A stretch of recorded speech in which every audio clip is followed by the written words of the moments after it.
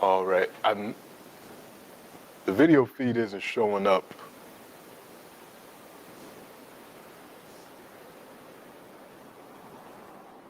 There we go. And Daniel, you can start letting folks in. All right. I'll wait till more people join and we'll get started.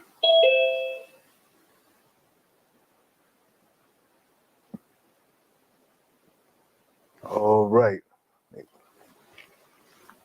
Folks get it out of there. Let's see. Okay, good amount. All right, so we'll go ahead and jump right in. We're in week 4 of our course, What History Left Out Part 2, What History Class Left Out Part 2, African World History from 711 to 1896. So today's class is going to be a little bit different in that we're not going to immediately jump right into content. We kind of did this on Martin Luther King, the day before Martin Luther King Jr.'s birthday a couple of weeks ago. And we're going to do the same today because this is the first time I'm addressing you within Black History Month. Last week was the end of January. Now we're right at the beginning of Black History Month. And I do this every year because there's always new people that are either joining the class live or people that are going to watch this recording for the first time. And I have to recount the history of Black History Month because sometimes we let this month go past and people don't really know the origins, the meaning, and the purpose that this month was created for. The fact that at first it wasn't even a month, it was a week. It was Negro History Week. But this is not something that was given to Black people by any government. I hear sometimes Black people say, oh, why did they give us Black History Month and why did they put it in February? Well, there's no they. This was a decision made by us, one of our great ancestors, Carter G. Woodson. And it's in February for a very specific reason. It was to honor the birthdays of Frederick Douglass and Abraham Lincoln. So that's why it's in February. And let's talk about its progenitor, the founder of Black History Month, Dr. Carter G. Woodson, born in Virginia to formerly enslaved parents. So he's one generation removed from enslavement, born in Virginia. He studied at Berea College, a little bit of time at Lincoln University, and also the University of Chicago. This man loved history. He loved teaching. He loved educating.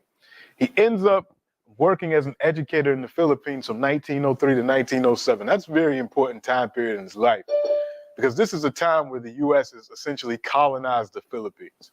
And they're taking a U.S. education system and indoctrinating the Filipinos on American history. So, and American politics and all these things, and American culture. So Woodson is seeing this firsthand, and he's seeing the power of education to manipulate a people. He's seeing the power of education and how history can be used to reshape people's future. That's part of the colonial project in the Philippines. So when he comes back to the U.S., he also gets a graduate degree. One of the first Black folks, not the first. The first is Du Bois, but he's not long after Du Bois, in getting a PhD from Harvard in history in 1912.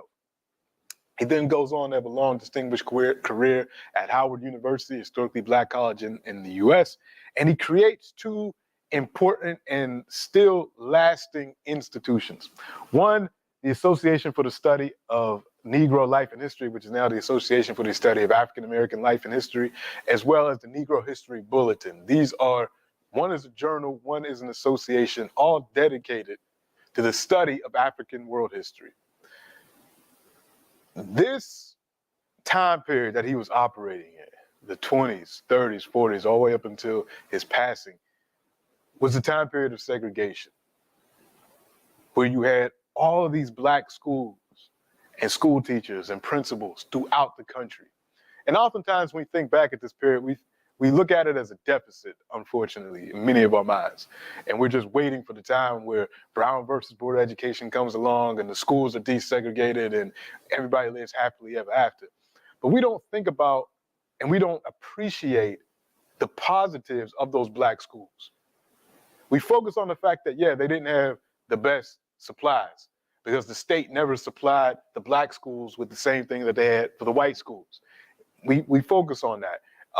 However, we should really think about the psychological impact on students of having these black teachers and black principals that are standing in front of them, that care about their well-being, that are a part of their communities, who relied on people like Dr. Carter G. Woodson and the networks that he created to share resources about African history, to share resources about African American history, so that these teachers could put into their students a pride in the race. And many of them did. With the limited resources that they had, they networked, they pulled together, and they made sure the history was taught. Unfortunately, once integration happens, particularly the black principals, oftentimes, didn't get translated into the new reality. As black kids were bused to white schools, white kids weren't bused to black schools. So there still was an unequal education. It's just now that the black kids are being put into white schools. And what happens when they're in those schools? Were the teachers as committed to building up the race and teaching the history as the black teachers were? Not necessarily, and usually not often.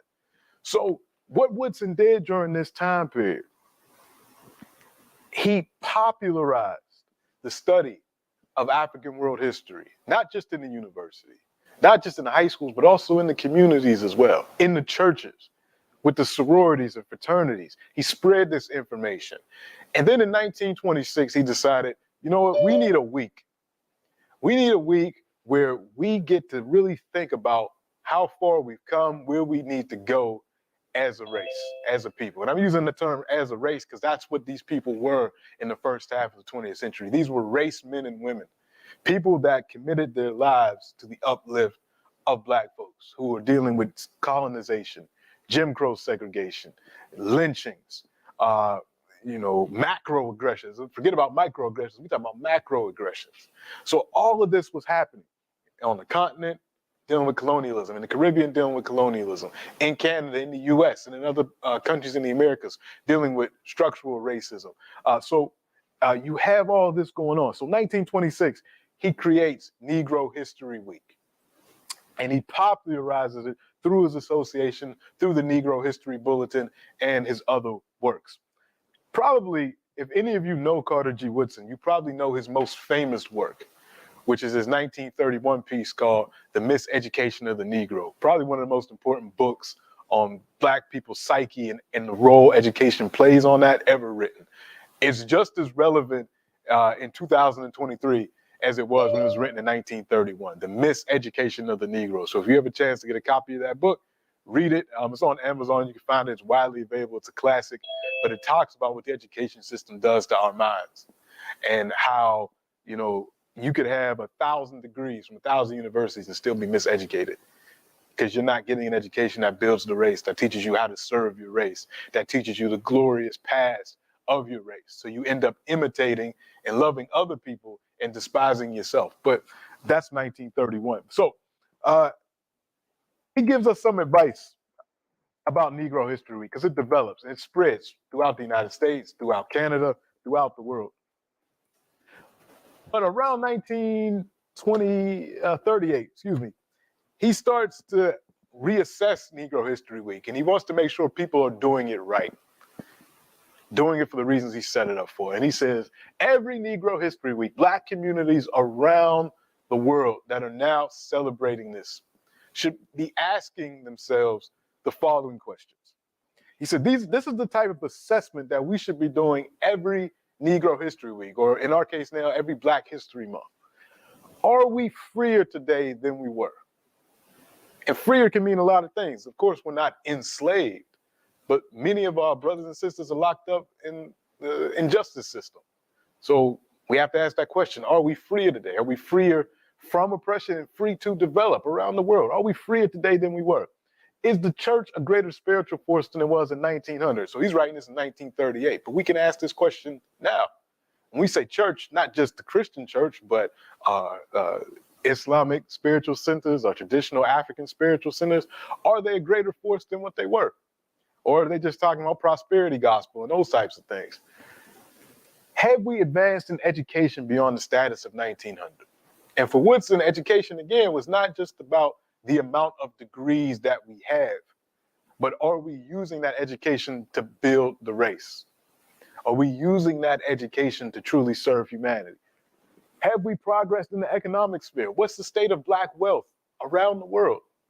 Now, we couldn't say this in 1938 when he wrote this, but we can say it in 2023. We have all these independent African countries. What's the state of their wealth? What's their GDP? And more importantly, what's their Gini coefficient, which is the measure of inequality in the country? What's the state of wealth in terms of generational wealth with Black communities in the diaspora? Very important questions we need to ask. Has the Colored Man developed a literature to give expression to the thoughts and strivings of the race? And when we talk about literature, it's not just, novels and books that are written, but our media, our music, our movies, our what do you call it, the visual arts, all of that.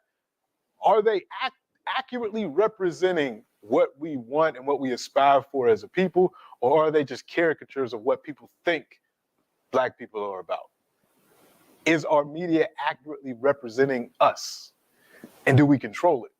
So these are the questions that he writes in the Baltimore Afro-American newspaper of the time, one of the leading Black newspapers at the time. He says, this is the questions that we should be asking every Black History Month.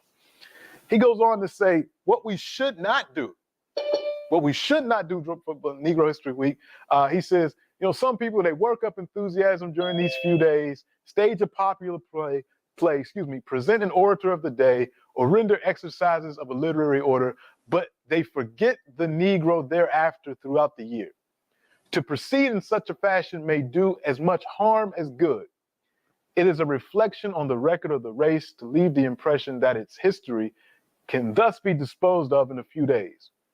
Negro History Week should be a demonstration of what has been done in the study of the Negro during the year, and at the same time, a demonstration of greater things to be accomplished. That's key. He said, don't just do the history for this week and then forget about it for the year. This should be the week of assessment about what we've been doing the entire year. He goes on to say in another short article, Making Negro History Count, he says, to hold striking exercises and inflate the cranium of a few with a glowing account of what the Negro has done or what has been done for or and against him is not the objective of the celebration of Negro History Week. What is needed is a dispassionate appraisal of the achievements of Negroes as they have been influenced by world history, and of world achievements as they have been influenced by the contributions of the Negro. Dispassionate appraisal. That's what we do here every Saturday. This is what Sankofa is about, looking back at the history and the place of African people in the world and how we've impacted world events and world events have impacted us. And we appraise it to see, well, what went right, what went wrong, how can we learn from that past to make our future better? This is what Dr. Woodson is imploring us to do for Negro History Week and anytime we engage with African world history. This passionate appraisal. So it's not about us getting together talking about just how great Black people are.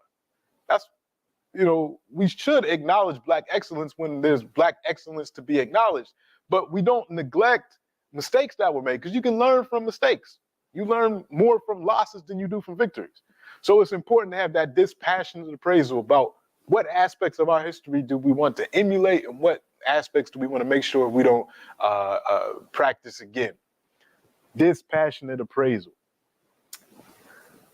Woodson was a contemporary, and he networked with and worked with Marcus Josiah Garvey, one of the greatest ancestors that we have, one of the great organizers of the African world. He often wrote in Garvey's newspaper, The Negro World, that went all over the African world.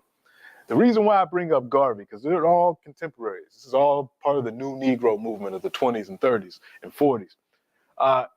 The impact of Garvey helping to spread Carter G. Woodson's ideas in his newspaper around the world is one of the ways Negro History Week was popularized. This would have an immediate impact right here in Canada. Both Garvey and Woodson on this man, Stanley Grizzell, who passed away in 2016. Stanley Grizzell is one of the heroes of Black history in Canada. He was a Pullman porter. He worked as a organizer and a leader in one of the first black unions fighting for workers' rights among the Brotherhood of Sleeping Car Porters. And he has an autobiography. And he writes in his biography, actually, no, this is actually from an article where someone asked him about Black History Month in Canada. And he said, having read about Black History Month programs in the States, it grew on me. I became fascinated. I hit on the idea of having a speaking engagement because I remembered the impact of hearing Marcus Garvey speak when I was a child. He was a great speaker, a great unifier of people. When he walked into the room, it became emotionally charged. People responded to his talk of progress and respect for the Black race. Stanley Grizel's parents came from Jamaica. His father worked as a chef on the railroads. His mother was a domestic in Toronto. They came in 1911.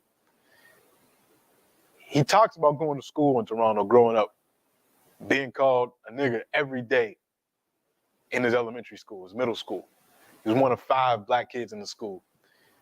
He talks about how his father was an organizer and one of the founding members of the chapter of Marcus Garvey's Universal Negro Improvement Association in Toronto. His father was one of the founders. So he got to sit in the audience and hear Marcus Garvey speak when they organized in Toronto.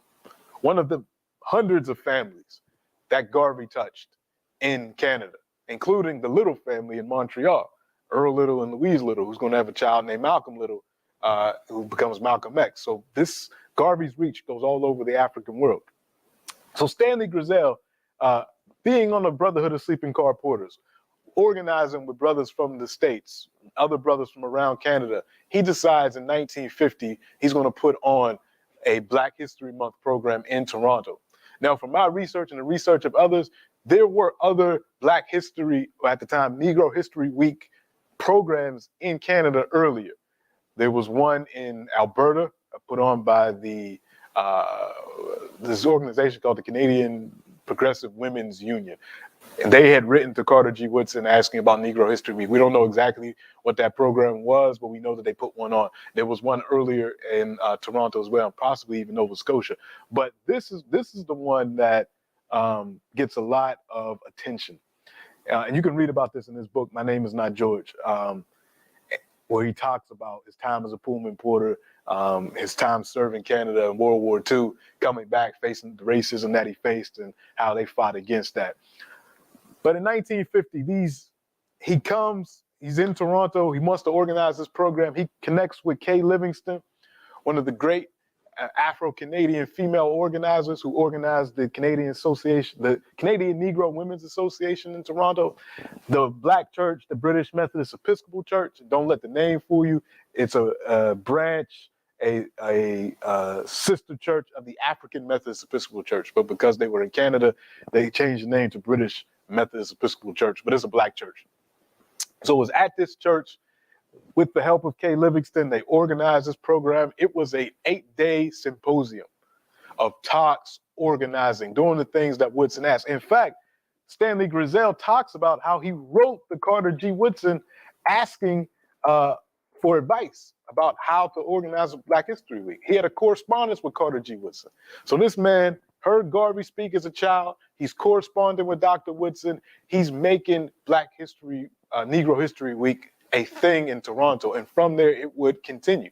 And then we know about the work of the Honorable Jean Augustine and the work that she did into getting the federal government to recognize Black History Month, which is important.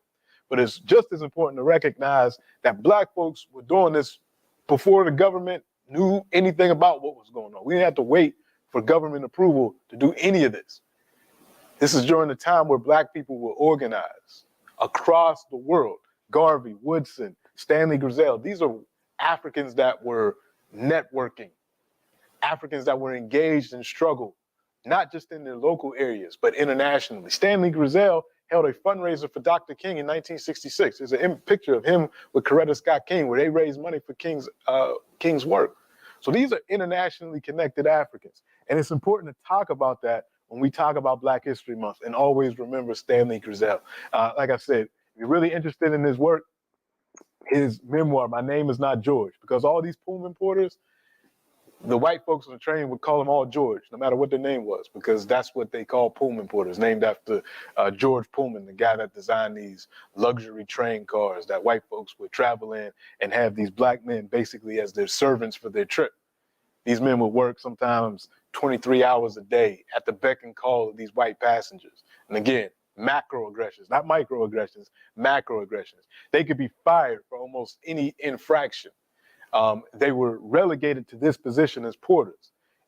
Stanley Grizel outlines the fight in his book to get black conductors and how that was waged. So I love to bring that history in as we start this month so you can remember the roots of it, so you can understand the sacrifices that were made, the struggle to get this union together, how Negro History Month, Negro History Week, the Garvey movement, all of these things influenced what we have now today as Black History Month. So that's really important. CBC produced a very interesting series about these men that came out last fall. I haven't finished the series, but I got halfway through it. The first half was actually pretty good. It's actually a really well done series. I encourage folks to watch it. I don't know if they got renewed for a second season or not, but it's really good. It's a fictionalized account of the history of these men, but it shows the hardships that they went to, the lengths that they went to unionize their connections with the radical union organizer and another great ancestor, A. Philip Randolph. So a lot of important history connected with Black History Month and Negro History Week. So as you go about your month and you're going to different events and different talks and seeing different things, and I'll have some announcements at the end of class about some other events that are going on, just remember the history, remember what's supposed to be done. So now we'll get into our content. Today we're going to move east and we're going to talk about Ethiopia from around 900 to around the end of the 18th century. And when I say Ethiopia, I'm not just talking about modern Ethiopia, but we'll also talk about Sudan, which is Ethiopia was the old name for Sudan, also known as Nubia, also known as Kush. So we'll talk about that region of Africa, as well as we'll go over and talk about Somalia a little bit as well. So that whole Horn of Africa region, in addition to Sudan. And we're going to talk about it because we're going to expose many of the power players in both politics and religion that really affected life during this time. There's a lot of, if we're going to make a movie about something, this period in African history in Northeast Africa is worthy of a series. Because this is like real life Game of Thrones and stuff that we're going to be talking about. We're going to be talking about how the religious authorities come in, changes in religion, holy wars, powerful queens, powerful kings. That's what we're going to get into today. So, as a way of review, last week and the week before, we were in this part of this east-west axis. We were talking about Mali and the richness of Mansa Musa and its foundational epic of Sundiata. Then we talked about its succeeding empire of Songhai. We talked about Sunni Ali and Askia Muhammad Touré. Then we moved further east, and we talked about Kanem Bornu, that great empire that lasted 1,000 years around Lake Chad. Now we're moving east, and we're going to talk about Ethiopia. We're going to talk about the Funj Kingdom. We're going to talk about the Kingdom of Adal in what's now the Ogaden, the Somali Kingdom, and we're going to talk about the Oromo migration. You see that green there. The migration of the Oromo will play a key role in this. We're also going to talk about some power players that aren't listed on this map that are coming from the outside that are going to play a key role. The Portuguese and the Ottoman Turks. So we'll talk about that. But we're going to start in Ethiopia. In part one of this class, a few months ago, we talked about the power of this kingdom, the kingdom of Aksum. This kingdom that stretched to both sides of the Red Sea. We talked about the invasions of Aksumite kings in southern Arabia and all of that. We talked about the richness of this kingdom coming from its control of trade through the Red Sea and how it was connected to China and India through trade and grew incredibly wealthy. Well, not everything lasts. All empires rise, they have their zenith, then they decline. The kingdom of Aksum is no exception to this rule. So by the time we get to around 950, we get the story the history of this queen that basically put the death knell into Aksum. She invades Aksum, takes over the region as queen, and is basically the undisputed ruler of this part of Ethiopia. And her name comes to us in different forms. Historical sources. So these are Arabs writing from Egypt and Sudan who are writing about this period, as well as some Ethiopian documents, referred to her as Queen Masoba Work. In Ethiopian tradition, she's also sometimes associated with Yodit or Godit, which is a kind of an Ethiopianized form of Judith, and she lived around 950 CE. There's a lot of different tales about her. In some stories, she's one tale has her as a young prostitute who is done dirty by the king of Ethiopia and is sent away, but somehow she's picked up by a prince from Syria, and she comes back to Ethiopia looking for revenge, and she basically takes over the entire country and becomes queen. That's probably a very tall tale. It's probably not what happened. Other sources have her as a Jewess, an Ethiopian woman that practiced Judaism, who takes over the kingdom and attacks all the churches and rules. More than likely, she just came from one of the other ethnic groups in Ethiopia, was probably a part of the royal family in some way, and used her cunning, her organizational skills, and she was able to take over control of the kingdom. And we know this from the external sources that say during this time, for about 40 years, there was this woman that ruled Ethiopia, and it was undisputed, it was unquestioned that she was in charge. And that caveat in the record written by these Arabs about how powerful it was, that it was undisputed who was in charge, shows how powerful this woman was. And we know that she did sack the city of Aksum and built her capital somewhere else. So she was the one that Aksum was on the decline, but she put the death knell into the empire and was extremely powerful as a ruler. Well, after she dies, a new dynasty, a new family takes over, and that's the Zagwe dynasty. The Zagwe dynasty takes over not long after her. And it's during this dynasty that the great rock-hewn churches are built in Ethiopia. So this is around the 13th century that these churches are built.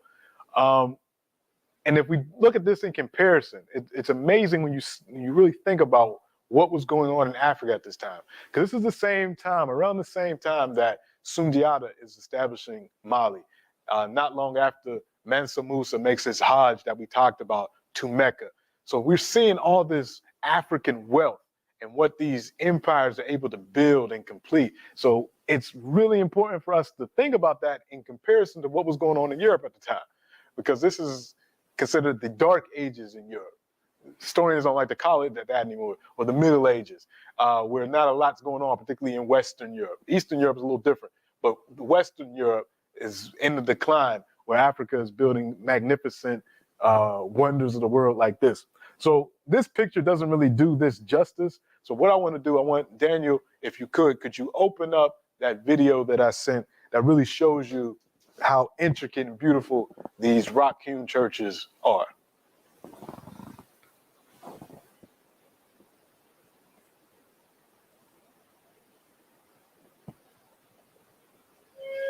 Ethiopian pilgrimage, the rock churches of Lalibela. Ethiopia is in northeast Africa. A high plateau was formed by molten volcanic rock. Isolated within the cliffs is a unique Christian holy site, Lalibela. This cross-shaped church is the house of St. George. The surrounding rock was cut away to leave a 12-meter by 12-meter cross. It is formed out of a single rock without a single seam. The interior was also hollowed out from rock. Lalibela has 11 stone churches which are connected by tunnels. They were built by a ruler named King Lalibela in the 12th century. The Christian monarch had a dream. God spoke to him. Build churches of rock, this will be a new Jerusalem. For this new Jerusalem, he reconstructed biblical settings, the stable where Christ was born, the river of Jordan. A cross symbolizes Christ's baptism, and the small hill overlooking the holy site was selected to resemble the Mount of Olives. Ethiopian Christianity dates back to the 4th century. Even today, it remains close to its Jewish roots. Christmas in the Ethiopian calendar is on the 7th of January. As the festival nears, Lalibela's population swells with 60,000 pilgrims. Among them are monks who give open-air sermons.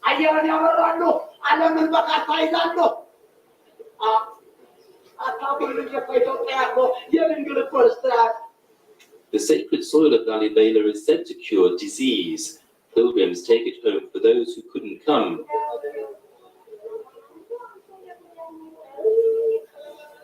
As the festival continues into the night, the climax approaches.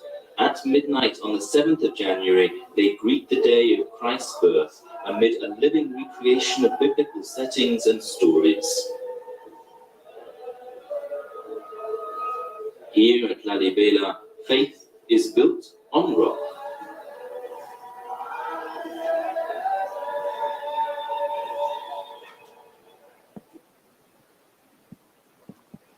All right, Daniel, thank you. Thank you so much for that. So you see the piety in Ethiopia and the administrative skill it takes to create and authorize something like this to be built. It's an engineering wonder. It's one of UNESCO's World Heritage Sites. So that is what we have. But again, that dynasty didn't last. And around 1270, we get another family that takes over, the Ethiopian Solomonic dynasty. This was a family that traces their lineage back to the relationship between King Solomon and the Queen of Saba, the Queen of Sheba in the Bible. And they take over through the military control, administrative control. A new family takes over in 1270.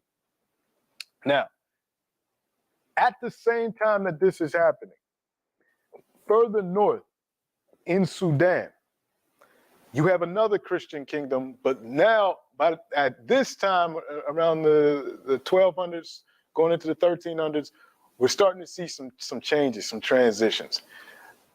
Christian Nubia had been around, and we talked about Nubia again in the part 1 of this class. Strong Christian kingdom. We talked about the queens of Meroe, of Kush, the transition to Christian Nubia. You had these kingdoms of Nobatia, Mercuria was the largest one, Alodua, which we don't know too much about.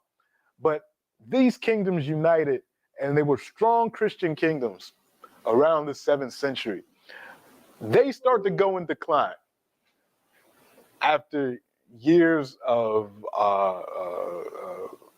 strength and power, enough so that they're able to hold off Arab-controlled Egypt with their one of the longest peace treaties in world history, the BAC, which basically said Arabs can't come into Sudan to control, and the Sudanese or the Nubians won't invade Egypt. It was a peace treaty that lasted for quite a few hundred years. But eventually, it's not from the north that the Christian kingdoms of Nubia are going to be, conquered. It's actually going to come from the south. A people known as the Funj. The Funj come from southeast Sudan. They established their capital at Sennar, and they are blue-black people, and they're remembered as such. So real dark-skinned folks, they come up, and that's not derogatory when we say that. That's how people refer to blackness, is blue-black. So they come, they take over, and eventually around the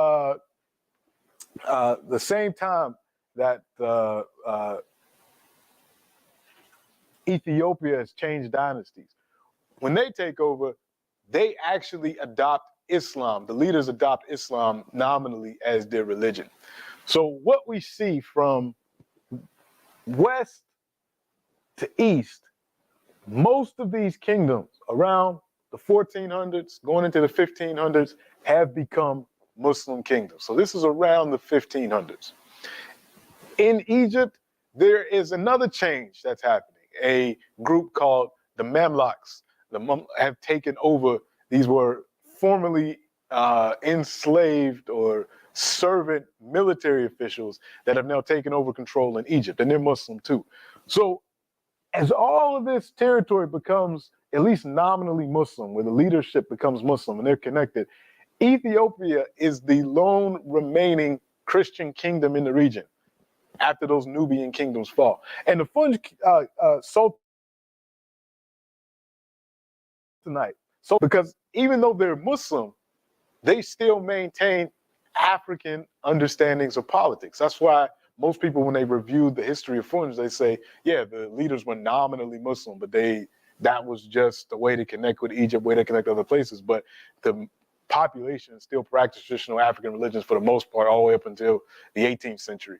But even in their political setup, it was just like we see in the Western Sudan, matrilineal succession. Very powerful queen mothers in the Funj kingdom, in the Funj Sultanate. So and they had really interesting ways to make sure that there weren't a lot of succession battles. So first things that happen, if the newly elected Funj Sultan would have to take a wife from among the royal family. That way, it would ensure that whatever son that woman has, if she has a son, is of royal blood and could possibly become the next king. And then they did something real interesting. So say one of the sultan has two children with this woman, and they're both sons, or maybe 5 sons with this woman. The council would get together, which included very prominent women, other regional leaders, because this was not an absolute monarchy. You had the Sultan, then you had these 8 regional leaders as well, who all had a say in who was going to be the next king, as well as the Queen Mother had a say in who was going to be the next king. This is very similar to what we'll see later on in the Ashanti Confederation in what's now modern-day Ghana, where you have this council of folks that will choose the next successor, including the Queen Mother. So in this kingdom, if 5 sons were had by the Sultan and the Sultan's wife, they would tell the chosen son, the one that the council said, all right, we think you're the one that should be the next king. You got to go kill your brothers. That's the next step, because we don't want no succession battles. We don't want anything. So you need to go kill your brothers to make sure that now that was understood. So oftentimes what would happen, many of the brothers would just run away and just escape, and they knew not to come back because they would get killed. But sometimes they were strong enough to form their own little cliques and sometimes battle, but they created a situation that it was well understood that if you weren't chosen, you were probably going to get killed. So just leave or make yourself very scarce. Don't be at the capital and all those things. Very interesting political setup that the Funj had. But it proved to be relatively stable. It's not until the 1800s that the Funj Sultanate is finally defeated. But this proves to be a very formidable political power in the region. Again, it connects Africa east to west with these leaders that share Islam as their religion. They share trade networks that's going east to west, north to south. And the lone Christian entity in the region is Ethiopia.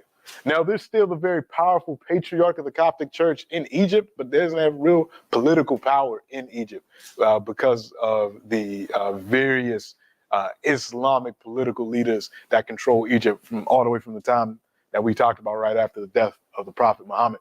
So, very powerful kingdom. Let's take a break before we go back into Ethiopia and talk about Ethiopia's battle with the Somalis. So we'll take a break here and we'll open it up to any questions or comments folks have. So Daniel, anything in the chat or any hands that folks have? Mr. Thomas, go ahead. Morning again, all. It behooves me to understand how is it that we talk about the rule of law.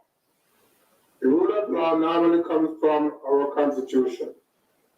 Much of the American Constitution comes from slavery or black, or it is included. Yet, there is so much ignorance in terms of the rule of law for black and slaves. Okay. Yeah. The rule of law is always interesting because it goes back to the idea of power. Who has the power to make the laws, and who gets the power to change those laws? For much of U.S. history, I would say up until 1965, the U.S. wasn't a democracy because, for the most part, black folks didn't have a lot of opportunity to change the laws. Now, there's that time period called Reconstruction between 1865 and 1877, where that was the case. And we see the 13th Amendment that ended slavery, the 14th, that the Equal Citizen Clause and all that, and then the 15th, which allowed black men to vote, passed during that time. But then at the end of Reconstruction, all the way up until 1877 to 1965, in most of the country, black folks were denied access to the vote, and the majority of them.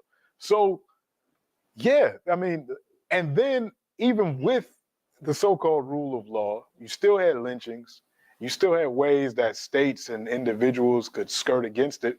And then when the law is in the hands of the racists, like many states, like Indiana, oftentimes in the early 20th century, the governor would be a Klansman, the mayors would be Klansmen, the police chiefs would be Klansmen. So there's law on paper, and then there's law in reality. And oftentimes, both of those were against the interests of African people, particularly in the U.S. Now, when we look at the rule of law other places, we really have to question the cultural root of many of the laws that we have, and particularly the way our political systems are set up. Because oftentimes we just brought in constitutions from the West when we got independence, whether that was in the Caribbean or whether that was in Africa. And sometimes our independence leaders didn't think, well, are these laws and the way that this political system is set up best for our people? And more importantly, are there traditions in our own history that are better suited for our political needs? I always, compare it to this. If you're a homeowner and you're constantly knocking on your neighbor's door and you're like, hey, can I borrow your shovel?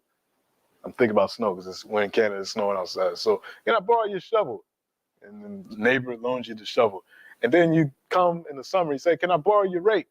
Can I borrow your hedge clippers? Can I borrow your... At some point, you got to think, well, maybe you should look in your own basement or shed to see what tools that you have, because they might be better suited to cut your yard, to shovel your snow than what your neighbor has. But if you don't even take the time to look, then you're just constantly using tools that may not fit your reality.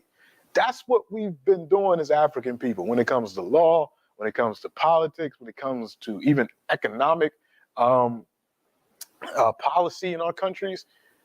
We haven't looked back at this history to say, hey, maybe there's a way that the Constitution can be written, that our state would function better if we look back at the political traditions of our ancestors and maybe take off these European powdered wigs and things and think about dressing like Africans and organized like Africans. But yeah, it's a very interesting discussion on the idea of the rule of law. Thank you for bringing that up.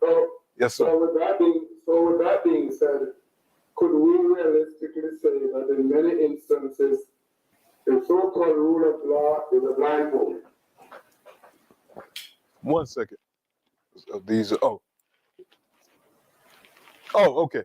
Yeah, sorry, we're getting the battery straight. Yes, I agree. It could be considered a blindfold. When we really think about it, because it hasn't been truly effective in a lot of the instances that we have. Yeah. Is it still okay? Would you?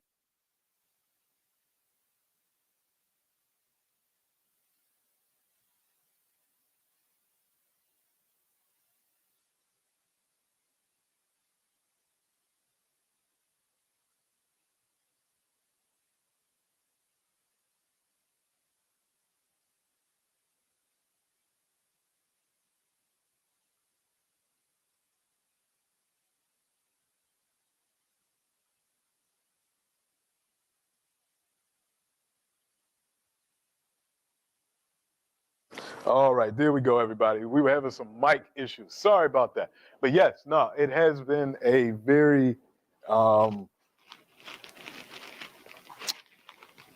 very slick way to still keep Africans confused about a lot of things.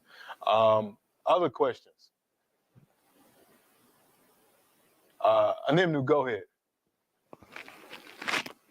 Yes, good afternoon.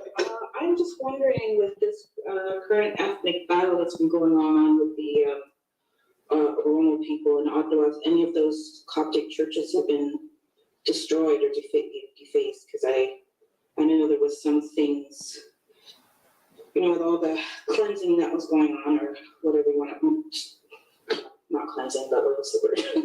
Genocide, I would say. I know that there was some religious priests that were speaking about, being invaded and stuff. So I'm just wondering if you knew anything about that. I think Lalibela was occupied for some time. I don't know if anything got destroyed. And I think one of the reasons being it's not really a religious conflict, so those things wouldn't be targeted. The conflict is a political one. We're going to talk about some ancient conflicts that actually that did happen, but in this current instance, it's a political issue and it's not a religious one. So if things were damaged, they weren't done out of like a desire to attack Christians or anything like that. It might have been collateral due to the political violence. But yeah, I think the priests were definitely begging for peace just because peace is what is needed. But I don't think it was necessarily religiously motivated. A lot of people try to frame it like that because you got folks on both sides that will use anything to either make themselves more of a victim or make their enemy more of a villain. So they'll bring religion in, but it's a political context amongst elites that unfortunately has drug in everyday folks. Yeah, it's unfortunate. But no, I haven't heard of any reports. But I do remember Lalibela being occupied, but I don't remember hearing about anything being destroyed. Okay, I did hear some priests were even, attacked as well. But yeah, nothing about their actual places of worship. Yeah. I think that's. So just go ahead. To clarify, so the church is not viewed as part of the political structure in the region. It hasn't been for a while. So priests do have political power in the sense of they're influential, just the same way religious figures are influential here. Like you have the ear of a lot of people, but it's not nearly what it was before the revolution of 74, 75. Before then, the church was intertwined with the emperor and the empire and the regional leaders. It's not the case like that anymore. They don't got it like that, the way that they used to. It used to be we're going to talk about it, used to be very much intertwined. Okay. Thanks. No problem. Mr. Francis, go ahead. Yes, good morning, everyone. I just want to make a comment. Dr. William Gates had a series on PBS. One of the episodes was shown last night. It was entitled "The Making of Black America," and he sort of traced the establishment of the historically Black colleges. And I thought it was very interesting to follow along. he mentioned Cheney University. I think you went there, did you? I worked there. Yeah. You went there, yes. And so many other black colleges and universities that I had known nothing about. So it was a very interesting program. As I said, it was on PBS, and I think it's a continuing series. I don't know if it is specifically because of Black History Month, but it's worth watching. Anyone who has an opportunity to do so. Okay. Yeah. I'm going to check that out. Yeah. I have a very interesting relationship with that history. So I attended Lincoln University and I work at Cheney University. Now, both of these schools was consider themselves the first historically black college. And I tell this story a lot because it's worth repeating. But they're both great institutions. So Cheney started out as first it started out as the African Institute. There was a Quaker in Pennsylvania named Humphreys. And Humphreys, when he died, he decided to give money to create this school to educate the African, what do you call it, the African race, children of the African race in Philadelphia. And that became the African Institute. Then they changed the name to the Institute of Colored Youth.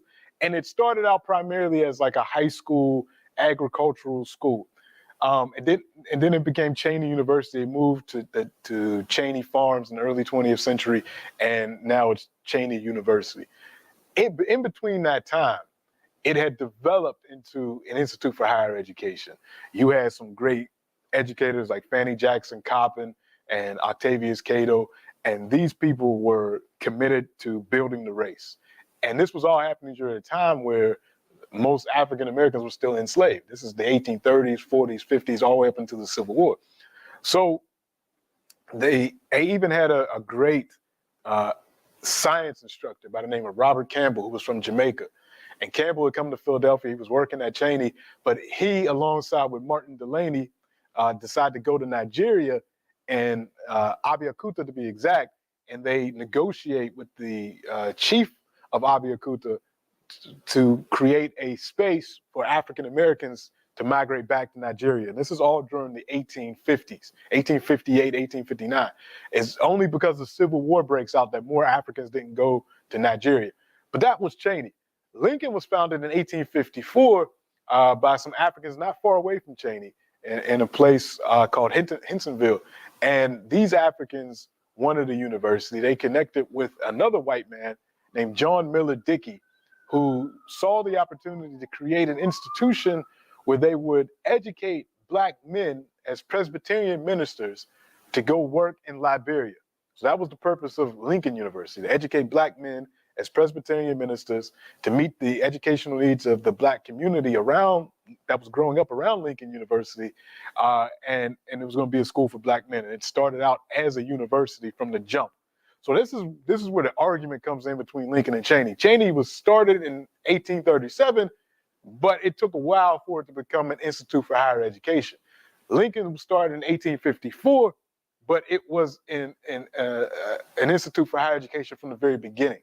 So we say we're the first degree-granting historically black college, while Cheney says they're the first historically black college. So we always battle about that.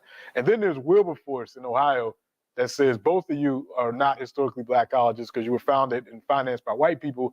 And Wilberforce was founded in either 56 or 58, but it was founded by the AME Church, completely financed by black folks with no white benefactors. So they say we're the first historically black college because y'all had white benefactors. So it's always a back and forth, but it's all in good fun. But all of these universities produced fantastic race men and women that would go on to do great things. They continue to produce great scholars from around the world, around the African world that come to these institutions. So we might have to do a whole class on HBCUs one time just to get that information out there. But we did a course on the African student movement. A lot of that had to do with historically black colleges as well. So if you're interested in that history, go to our course website and check out the sessions on the African student movement.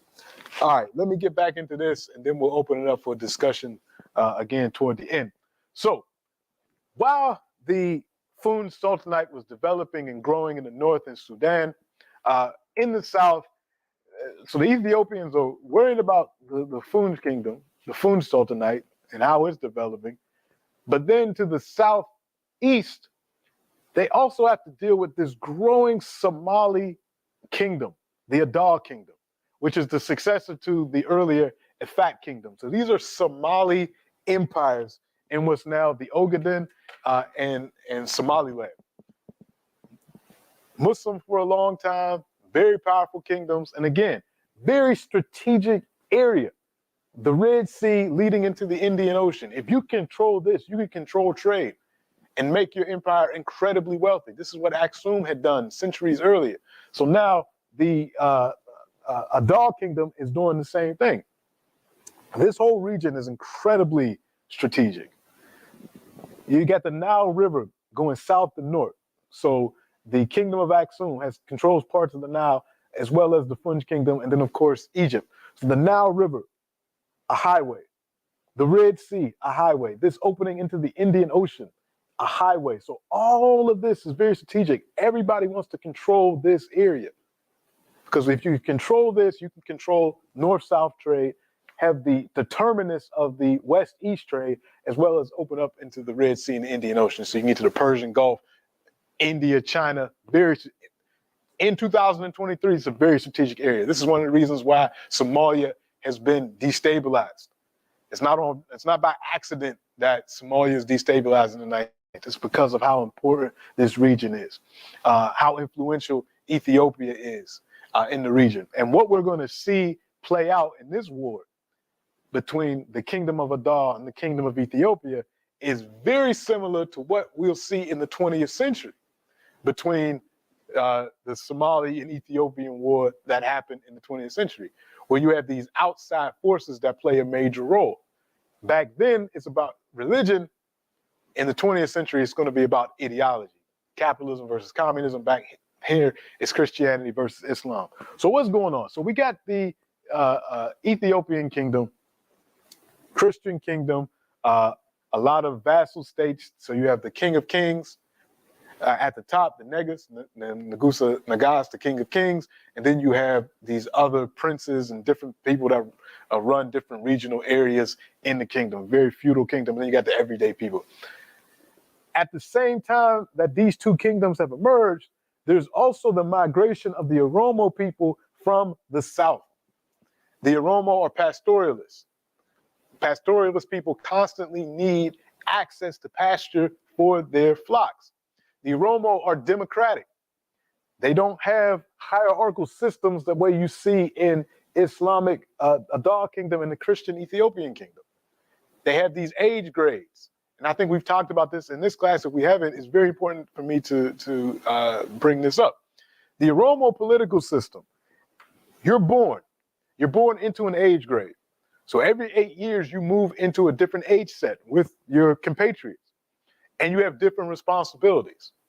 By the time you get to age 40, that time period between 40 and 48, your age set is in charge for basically running politics in the community. Among your age sets, you guys choose a leader, you debate, and there's a leader chosen, and things are handled democratically. And then once you age out after 48, the next group takes over. So it's not, you don't have these succession battles that you have with these kingdoms, with these kids that are trying to fight. It's a democratic system with checks and balances. So, but before you get to that age 40, a lot of the age sets, one group's job is to find new pasture for the flocks. That's their responsibility to the nation. So it's a decentralized group of people. There's no one king. Everybody kind of makes their own decisions based off these democratic values, and they move rapidly into the areas controlled by these kingdoms. Now, sometimes there's conflict with the Oromo because you got farmers and pastoralists, which is a conflict as old as time. If there's a limited amount of land and some people want to farm and these people got pastures, that's going to cause conflict. We see it in West Africa with the Fulani tribesmen, herdsmen. I don't like to use the word tribes, herdsmen, and others. You see this battle between farmers and pastoralists, particularly when there's climate change involved and there's limited land access. That's when you start to get the struggle. Oftentimes, the regional leaders and even the national leaders of these two kingdoms would use Oromo fighters as part of their military, as mercenaries. So the Oromo play a very crucial role during this time period. So you got the two centralized states, or hierarchical states, we'll say it like that. In the Christian kingdom of Ethiopia, the Islamic Sultanate of Adar, and then you got the Oromo, all fighting, all about to engage in this struggle. Emerging out of the Sultanate of Adar is a man by the name of Imam Ahmed ibn Ibrahim, or Ahmed Gran as he's known in Ethiopia. So Gran actually means the left-handed. Some people say, was he actually left-handed, or is that like an insult? Because left-handed people are considered like, it's not good to be left-handed in a lot of places in the world. But anyway, Ahmed Gran, he's an imam. He represents the Adar Sultanate. He's actually the power in the Adar Sultanate. He replaced one of the kings with his brother and made his brother basically a puppet king. But he runs things. And there have been these skirmishes between representatives of the kingdom of Ethiopia and the people of Adar. Back and forth fighting across this border, people raiding, so they would steal people's cattle, they would run back, come attack people, take people into slavery, back and forth, till finally Imam Ahmed says, you know what, I'm just gonna conquer Ethiopia. This is the last Christian place in the region. I'm going to conquer it. And he went about doing that. And what I want to read to you is from the book one of the books that I've been using a lot in this class, which is the one done by Hilliard, Constance Hilliard's Intellectual Traditions of Pre-Colonial Africa. Again, this is a great little book to have because it has a lot of primary sources from different regions on the continent that you can read about what was going on. It's not secondary sources, these are primary sources. So this is from the Ethiopian Royal Chronicles. Shihab al-Din, the conquest of Ethiopia. These are the words, this is what was said about Ahmed Gran. He prepared to carry the holy war into Abyssinia. Abyssinia is another name for the kingdom of Ethiopia. He equipped his troops, the soldiers, and all the tribes. And to obtain arms, he sold the jewels of his wives and the furniture of his house without holding back anything for himself, desiring nothing but the reward promised by the very high God. And then he announced his departure for Abyssinia. So he was serious. Up until this point, the Sultanate of Adar had no interest in seizing Ethiopia. In fact, some of the leadership in Adar actually didn't want him to engage in this jihad, which is what it becomes, a holy war against the kingdom of Ethiopia. They said, look, you know, from time immemorial, yeah, we raid there, we cross the border, we steal from them, they steal from us. Sometimes we win, but we don't want to conquer Ethiopia. We don't think the resources are there for us to do that. And he said, no, we're going to do it. And he had the real power, so they had to listen to him. So he ends up doing it. And he's very successful. He's very successful. Many of his battles, he conquers territory. And he forces the people to convert to Islam. He said, you could die, you could convert to Islam. Ahmed said to his troops, burn the church. They left and arrived at Badek and burnt the church. They carried off the gold and pillaged and put fire to the cloth which the Christians had left in the town. The Imam and his army arrived at Endotna, a town of the king. There was a house there belonging to the king of Abyssinia, where there were paintings, representations of lions, men, and birds, painted in red, yellow, green, and white, and other colors. The Muslims entered the house, admired its contents, and then burnt it. This is the type of destruction that he was rotting throughout Ethiopia. He took over as much as 3/4 of the kingdom of Ethiopia. The people that were under his territories, they had a choice. You could either pay the tax, you can convert to Islam, or you could be killed. That was the choice. And many people just converted. A lot of these folks, some of them were Oromo, some were different ethnic groups, because remember, Ethiopia has always been a multi-ethnic kingdom. They just converted. A lot of people were converting anyways. This is how religions kind of change. And had history not gone the way history gone, Ethiopia ended up like Sudan, formerly a Christian kingdom that becomes a predominantly Muslim kingdom. But in 1543, some intervention happens, some external help. Just when it seemed like all hope was lost, for the king of Ethiopia, he makes an appeal to some new players in the region, that being the Portuguese, another Christian power that has just entered the region. As you can see by this map, and we'll talk about this more, 1444, the Portuguese start making their way into West Africa. By the time we get to the 1500s, they have crossed, they have come around Africa, they have begun attacking the Swahili city-states, which we talked about in week 1, making their presence known because they want to control the trade in the Indian Ocean. Also at this time, by the time we get to the 1500s, the Americas have already been, the conquering of the Americas has started. Columbus gets there in 1492. The Portuguese start to make their way into Brazil in the early 1500s. That's what was given to them by the Pope. And the Portuguese want to divert African labor away from the Indian Ocean world into Brazil. So the Portuguese are there looking for slaves. They're looking to control the trade in the Indian Ocean, and they're in the region. So they're making their way up into Ethiopia and making these connections. So when the Ethiopians, and one of the reasons for this whole circumnavigation of Africa is because of another power that's also in the region. Right up there in Turkey, the Ottoman Turks have taken control over the Eastern Roman Empire. The city of Constantinople is defeated in 1450 something, and that's one of the reasons why Columbus had to go west, because at this point now, the Eastern Mediterranean, Egypt, all of this is controlled by the Ottoman Turks, the Muslim power in Western Asia. So the Europeans can't get their goods from Asia going east anymore. So this is one of the impetus for Columbus to say, hey, if I go west, I can get to the Americas. We don't have to deal with the Muslims. The Portuguese say, well, while Columbus is doing that, we're going to go south and we're going to see if we can just get around the Muslims to get to India, to get to China, to get the goods that Marco Polo and them told us about, all of that. So that was the Portuguese plan. The king of Ethiopia gets in contact with the king of Portugal. And he says, look, I'm under attack by these Muslims. We're both Christians. Help me out. Well, at the same time, Ahmed Gran says, oh, that's what y'all going to do. I'm going to contact the Turks, my Muslim brothers, and they're going to arm me. So the Turks arm Ahmed Gran. The Portuguese arm the Ethiopians.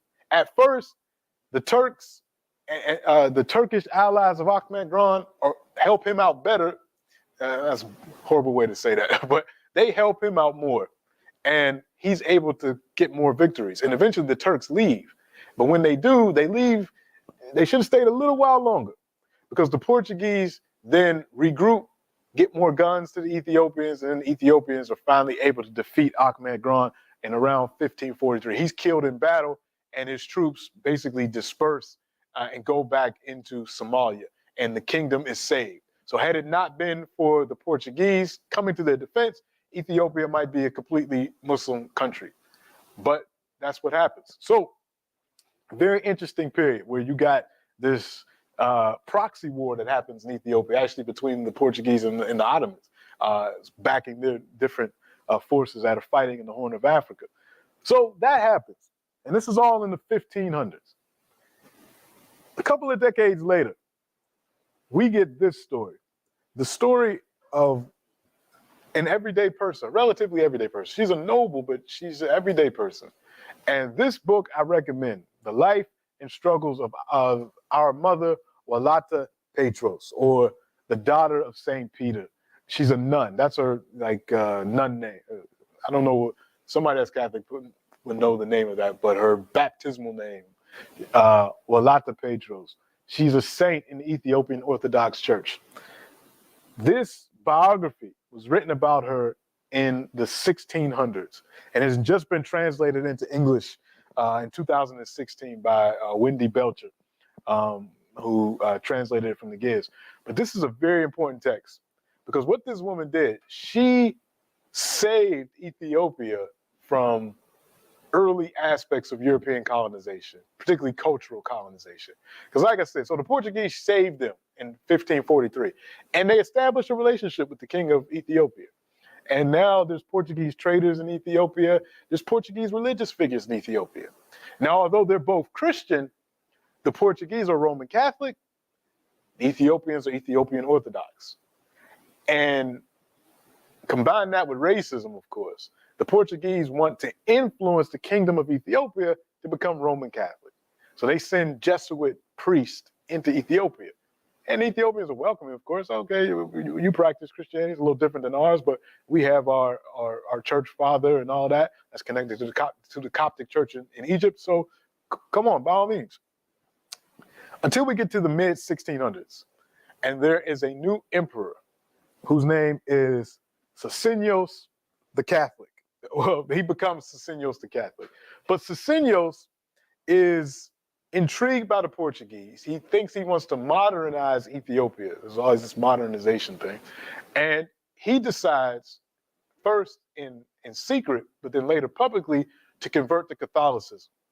And then he encourages at first his noblemen to convert to Catholicism. And then he makes it a law that Catholicism, Roman Catholic faith, is going to be the faith of Ethiopia. Just spitting in the face of hundreds of years. So Ethiopia had been a Christian kingdom for, at this point, over 1,000 years. He's just spitting in the face of 1,000 years of history. He actually kills or tries to have killed the basically the Abuna, the Pope of the Ethiopian Orthodox Church. Well, this woman, Walata, she is married into kind of the royal family. Her husband is one of the high officials. She doesn't like her husband. She actually has 3 children die in infancy. And she realizes that she doesn't want to be married to this man. She gets really into her faith, and she runs away from her marriage. This is when she's really young. She's like 25 years old. Her husband chases after her, and he finds the town that she's in, and he threatens to burn down the entire town and kill everybody unless he comes back with her. So to save those other people, she goes back with her husband.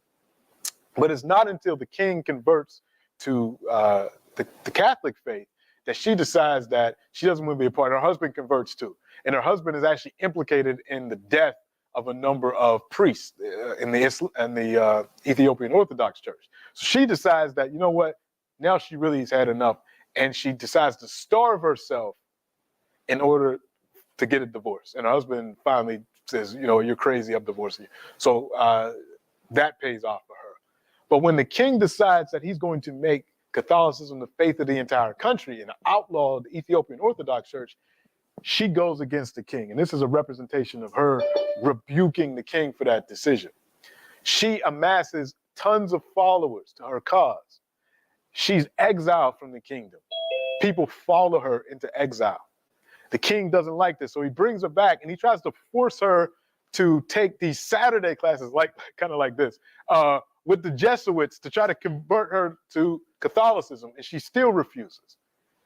They exile her again to the Ethiopian-Sudanese border, and then people that are still committed and that don't want to convert to Catholicism follow her, and she sets up these religious communities, I think 7 in total, of people that want to continue to practice their faith, even in the face of repression, until finally, near his death, Susenyos reverses his edict, and then she's brought back, and she's canonized, and she's considered a defender of the faith. But this book is about her life and her struggles in this regard. It's one of the earliest biographies of an African woman. So this is worth reading because it shows what the life of an everyday person that stood up against religious tyranny is about, and how she really, in effect, fought against early forms of European colonization, at least cultural colonization. Because she said, why would we need their Christianity and we have our own?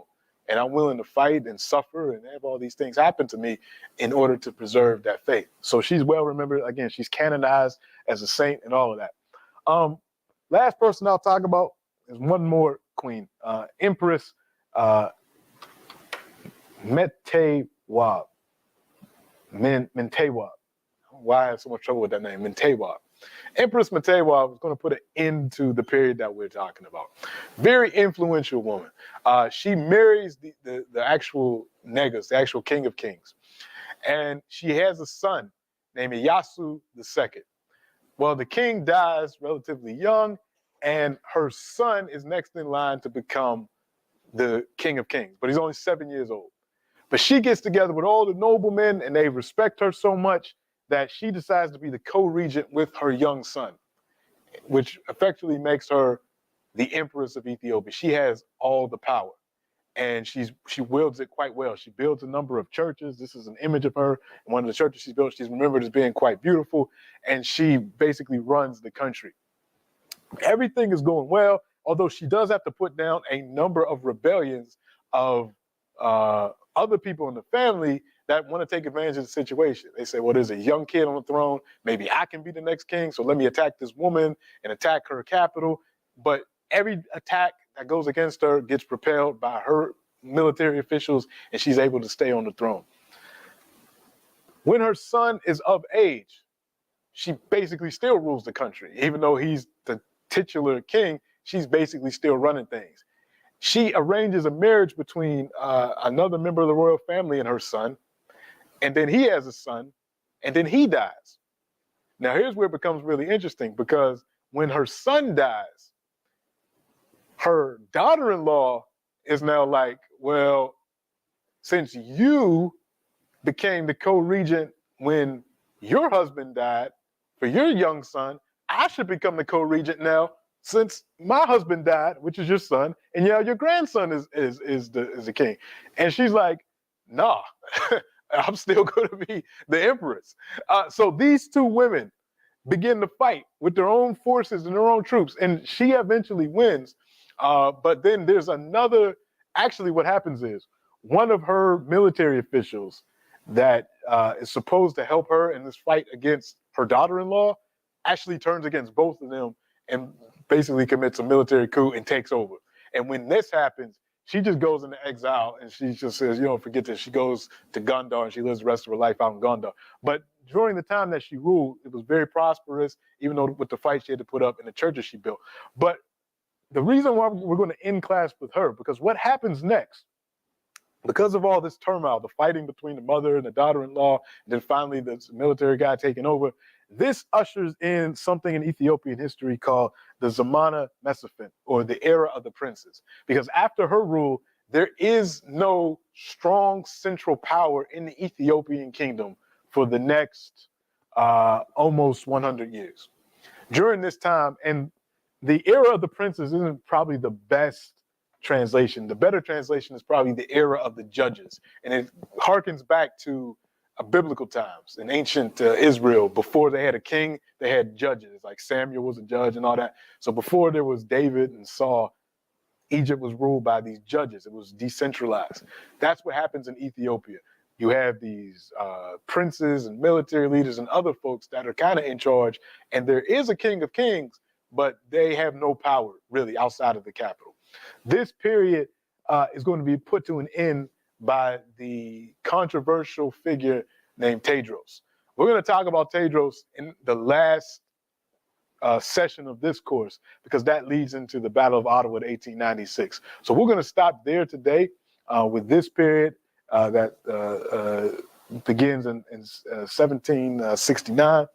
Next week, we're going to talk about Africans in other parts of the world during this time period, because as you can see, now the Portuguese and others are making their presence known in Africa around this time period, the 1500s, the 1600s, going into the 1700s, which results in Africans being displaced all over the world, particularly in the West. We're going to talk about the Quilombos of Brazil.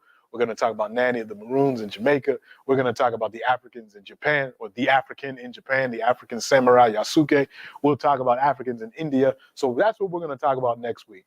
African communities in other places outside of Africa as a result of Africa coming in contact with the Europeans as well as the Ottomans. So that'll be our discussion for next week. We'll also talk about some queen mothers. We'll probably do that the week after. And then we'll move into Southern Africa. Then we're going to make our way back around and finish off this conversation with the Ethiopian victory over the Italians in 1896. So with that said, let me stop here for today. I do have a couple of announcements to make. And while I'm getting this set up, if anybody has any questions or comments, please raise your hand or put it in the chat.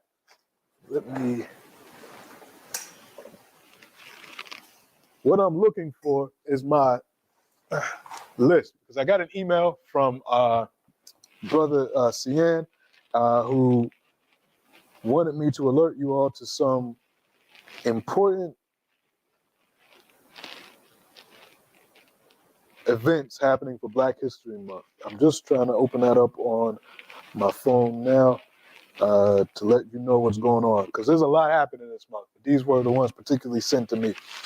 So on February, so write down these dates, and I'll also put this in the, I'll send it out to everyone as well. February 11th at 2:00 p.m.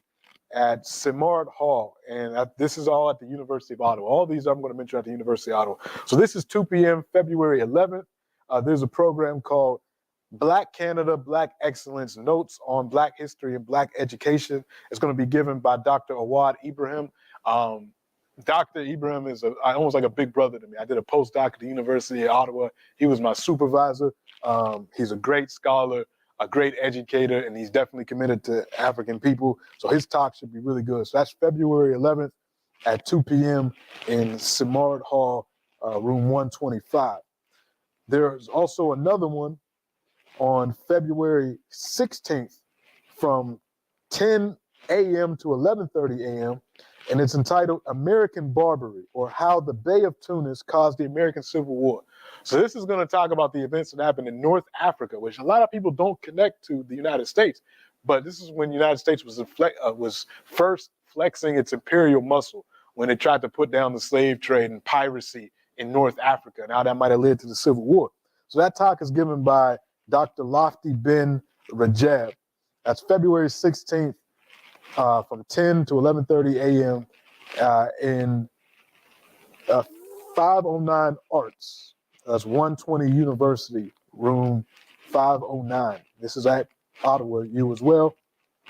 And then last but not least, Brother Cian Fawn has given the talk, African Roots in the First World War. This is February 28th from 5:30 p.m. to 7 p.m. in Simard Hall, room 125. This is at the University of Ottawa. So this is going to talk about how this is the third in a series of events for Black History Month organized by the Department of History. I'll just read the description. Soldiers of African descent played key roles on all sides of the First World War, as conscripts facing pressure for military service, as volunteers drawn by varied motives.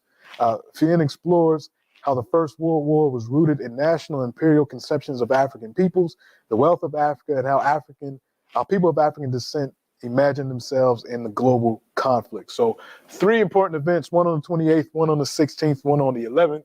If you can make them out to the University of Ottawa, please do, and you can check those things out. All right, Animnu and then Robin. Actually, before y'all go, let me, because Brother Cian is on, so let him explain a little bit more.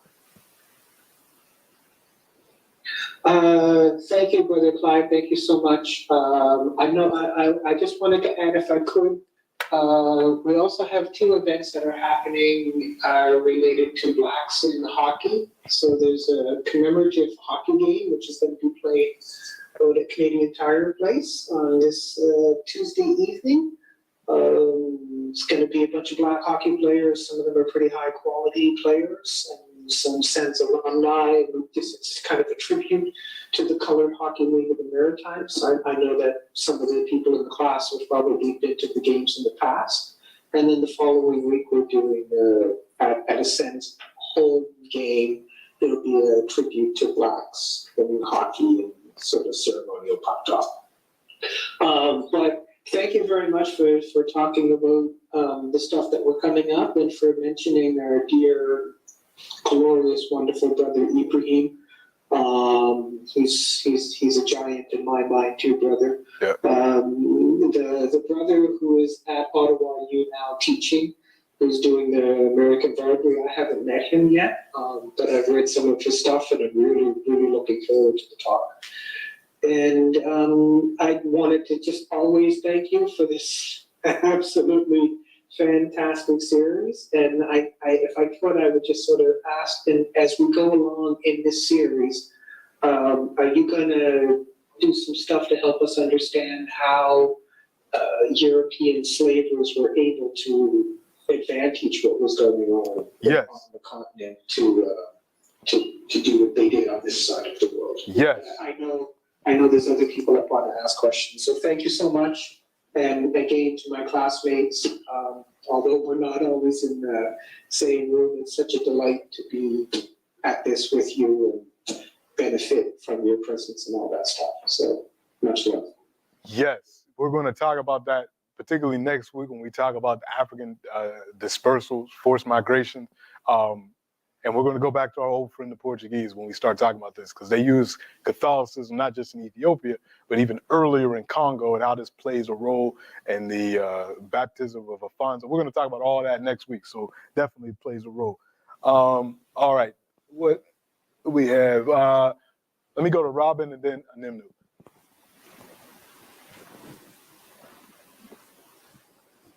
I think Emmanuel was first, but Okay.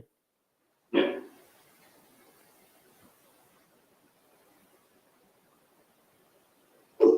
Okay, sorry. I have I guess a question, a comment.